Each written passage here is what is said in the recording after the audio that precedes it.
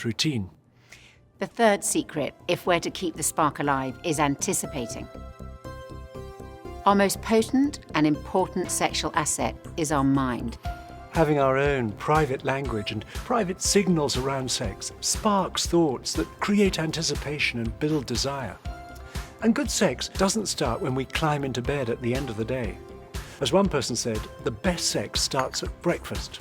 Arousing each other, and not just when we're preparing to make love, but at different moments through the day with an extended kiss, or by drawing our partner towards us in a close embrace, or sending a message during the day telling each other what we're looking forward to, keeps the sexual energy simmering between us. Now, at certain times, love means holding back from making love, showing restraint for the sake of our partner. Restraint is an important part of a healthy pattern of lovemaking, and it leads to increased anticipation. Another way to build anticipation is through romance. Romance has the potential to draw us into a world that belongs only to the two of us, a world in which our imagination is awakened and our senses are stimulated. It creates anticipation and sets the mood for good sex. Romance is the bridge between the everyday world of practicality and this private place of our sexual relationship. It's the antidote to sex becoming mechanical and routine, and it builds intimacy. And creating romance for one another needn't be complicated or expensive.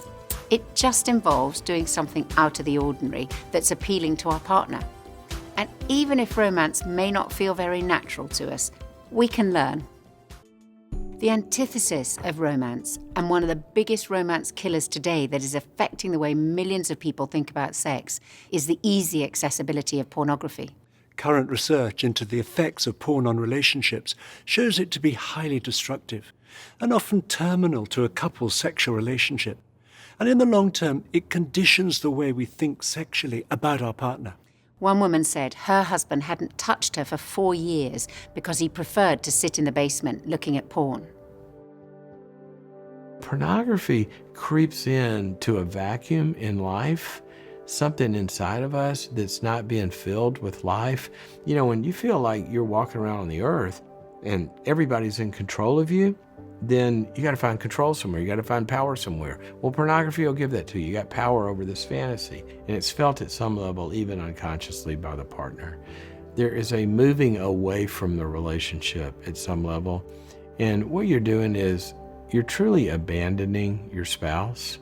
And sometimes, you know, when that gets discovered, one of the biggest cries we hear from spouses is that you're having an affair. You know, that's how it feels. Like you prefer this fantasy world to me. And there's rejection and abandonment, and it drives a deep, deep, deep division. And then, you know, sometimes the person using pornography says, well, no, it has nothing to do with you. This is just something that I enjoy. That's just not true. Ultimately, in an integrated, intimate relationship, those things are felt and those things are experienced, and they actually drive wedges. Start to deal with those life issues and seek some outside help that gives some help for those underlying issues, some containment and some accountability and some structure to that, and also some guidance. And best thing is, if you could get in a group with other people that struggle, it normalizes it and it takes care of the shame. This thing never gets better until the shame is broken. And the only way to break shame is to come into another group with people that struggle with the same issue and find out you're not the only one. And I'd highly, highly implore you to do that. We want to encourage you to have an honest conversation with your partner in as non-judgmental a way as possible. If you recognize that pornography has become a serious addiction, we urge you to get expert help as soon as possible. We also need to determine to guard our minds from inappropriate fantasizing. I remember one woman who spoke about becoming infatuated by her teenage daughter's boyfriend who was into doing weights at the gym. The relationship was all in her mind. It was a fantasy relationship, but she described how it almost destroyed her marriage. Fantasizing about other people isn't an option if we're to build a good sexual relationship with our husband or wife. Using our mind positively to create anticipation and arousal means focusing our thoughts on our partner sexually and erotically in preparation for lovemaking. Thinking romantically about our husband or wife builds intimacy between us. We want you to turn to the next conversation in your journal entitled Most Romantic Moments to get your mind going in a positive direction by focusing on romance.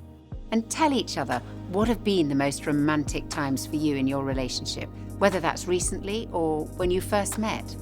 And listening really carefully to each other will be important for creating anticipation and being romantic in the future.